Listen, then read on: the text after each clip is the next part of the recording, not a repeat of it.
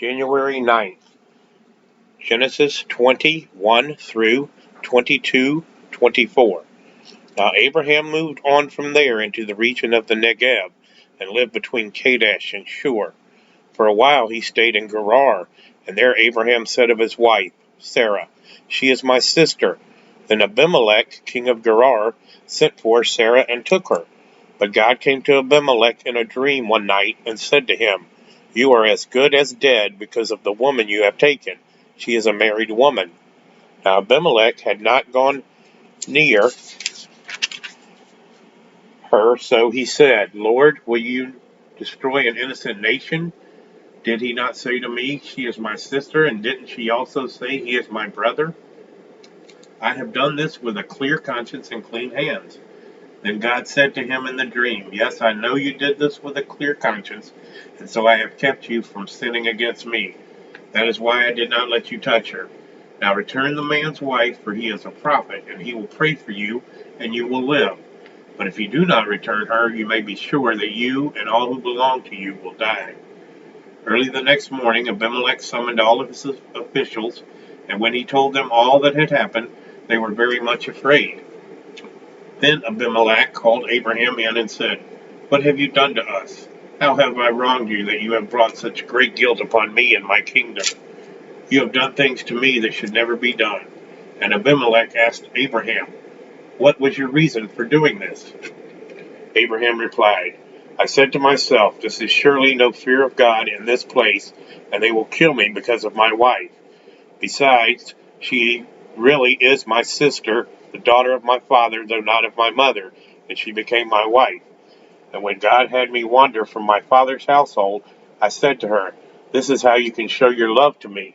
Everywhere we go, say of me, 'He is my brother.'" Then Abimelech brought sheep and cattle and male and female slaves and gave them to Abraham, and he returned Sarah, his wife, to him.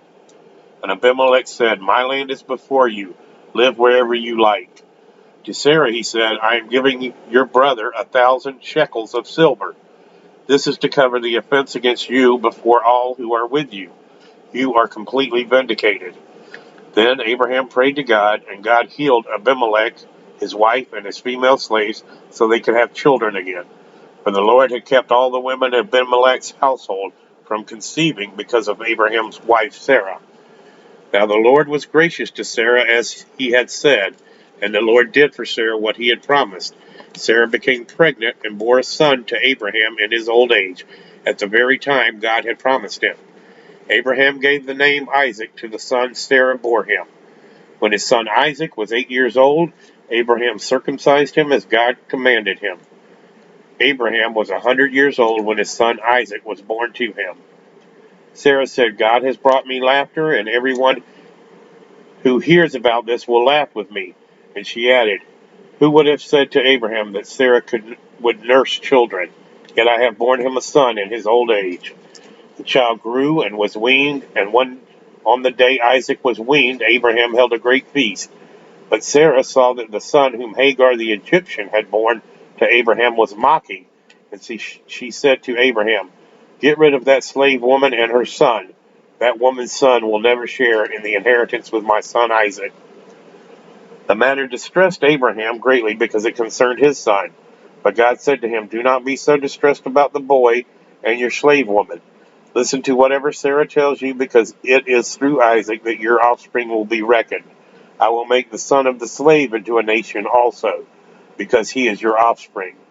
Early the next morning, Abraham took some food and a skin of water and gave them to Hagar. He set them on her shoulders and then set her off with the boy. She went on her way and wandered in the desert of Beersheba. When the water in the skin was gone, she put the boy under one of those bushes. Then she went off and sat down about a bow shot away, where she thought, "I cannot watch the boy die." And as she sat there, she began to sob. God heard the boy crying, and the angel of God called to Hagar from heaven and said to her, "What is the matter, Hagar? Do not be afraid. God has heard the boy crying as he lies there. Lift the boy up and take him by the hand, for I will make him into a great nation." Then God opened her eyes, and she saw a well of water. So she went and filled the skin with water and gave the boy a drink. God was with the boy as he grew up. He lived in the desert and became an archer. While he was living in the desert of Paran, his mother got a wife for him from Egypt. At that time, Abimelech and Phicol, the commander of his forces, said to Abraham, God is with you in everything you do. Now swear to me here before God that you will not deal falsely with me, or my children, or my descendants. Show to me and the country where you now reside as a foreigner the same kindness I have shown you. Abraham said, I swear it. Then Abraham complained to Abimelech about a well of water that Abimelech's servants had seized. But Abimelech said, I don't know who has done this. You did not tell me, and I heard about it only today. So Abraham brought sheep and cattle and gave them to Abimelech, and the two men made a treaty. Abraham set apart 7 ewe lambs from the flock, and Abimelech asked Abraham, What is the meaning of these 7 ewe lambs you have set apart by themselves? He replied, Accept these 7 lambs from my hand as a witness that I dug this well. So that place was called Beersheba, because the two men swore an oath there. After the treaty had been made at Beersheba, Abimelech and Phicol, the commander of his forces, returned to the land of the Philistines. Abraham planted a tamarisk tree in Beersheba, and there he called on the name of the Lord, the eternal God. And Abraham stayed in the land of the Philistines for a long time. Sometime later, God tested Abraham. He said to Abraham, Abraham, here I am, he replied. Then God said, Take your son, your only son whom you love, Isaac, and go to the region of Moriah. Sacrifice him there as a burnt offering on a mountain I will show you. Early the next morning, Abraham got up and loaded his donkey. He took with him 2 of his servants and his son Isaac. When he had cut enough wood for the burnt offering, he set out for the place God had told him about. On the 3rd day, Abraham looked up and saw the place in a distance. He said to his servants, Stay here with the donkey while I and the boy go over there. We will worship, and then we will come back to you. Abraham took the wood for the burnt offering and placed it on his son Isaac, and he himself carried the fire and the knife. As the 2 of them went on together, Isaac spoke up and said to his father, Abraham, Father? Yes, my son, Abraham replied.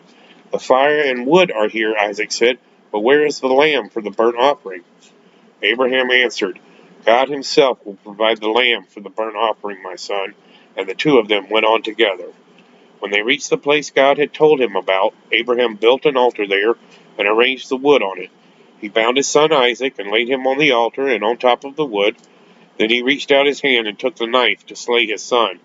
But the angel of the Lord called out to him from heaven, Abraham, Abraham. Here I am, he replied. Do not lay a hand on the boy, he said. Do not do anything to him.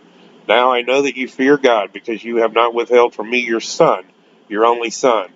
Abraham looked up, and there in the thicket he saw a ram caught by its horns. He went over and took the ram and sacrificed it as a burnt offering instead of his son.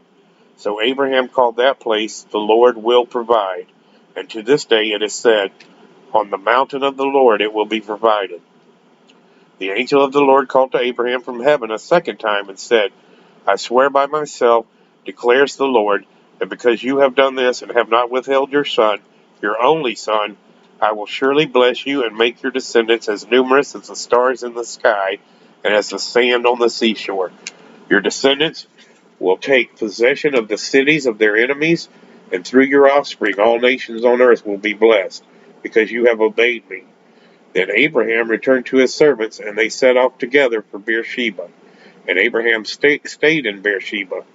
Sometime later, Abraham was told, Milcah is also a mother. She has borne sons to your brother Nahor. Uz, the firstborn, Buz, his brother, Kemuel, the father of Aram, Kesed, Hazo, Pildash, Jidlaph, and Bethuel. Bethuel became the father of Rebekah. Milcah bore these 8 sons to Abraham's mother, Nahor.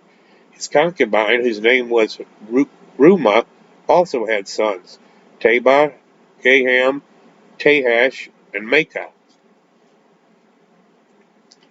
Matthew 7:15 through 29. Watch out for false prophets. They come to you in sheep's clothing, but inwardly they are ferocious wolves. By their fruit you will recognize them. Do people pick grapes from thorn bushes or figs from thistles?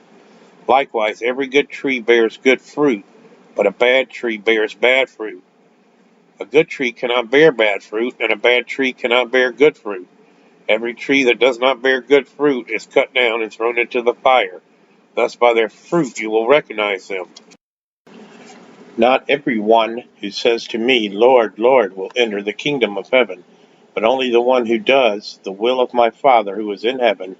Many will say to me on that day, Lord, Lord, did we not prophesy in your name, and in your name drive out demons, and in your name perform many miracles? Then I will tell them plainly, I never knew you. Away from me, you evildoers. Therefore, everyone who hears these words of mine and puts them into practice is like a wise man who built his house on the rock. The rain came down, the streams rose, and the winds blew and beat against that house. Yet it did not fall because it had its foundation on the rock. But everyone who hears these words of mine and does not put them into practice is like a foolish man who built his house on sand. The rain came down, the streams rose, and the winds blew and beat against that house, and it fell with a great crash. When Jesus had finished saying these things, the crowds were amazed at his teaching, because he taught as one who had authority, and not as their teachers of the law.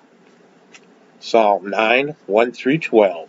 For the director of music, to the tune of the death of the Son, a psalm of David. I will give thanks to you, Lord, with all my heart. I will tell of all your wonderful deeds. I will be glad and rejoice in you. I will sing the praises of your name, O Most High. My enemies turn back, they stumble and perish before you. For you have upheld my right and my cause, sitting enthroned as the righteous judge. You have rebuked the nations and destroyed the wicked. You have blotted out their name forever and ever.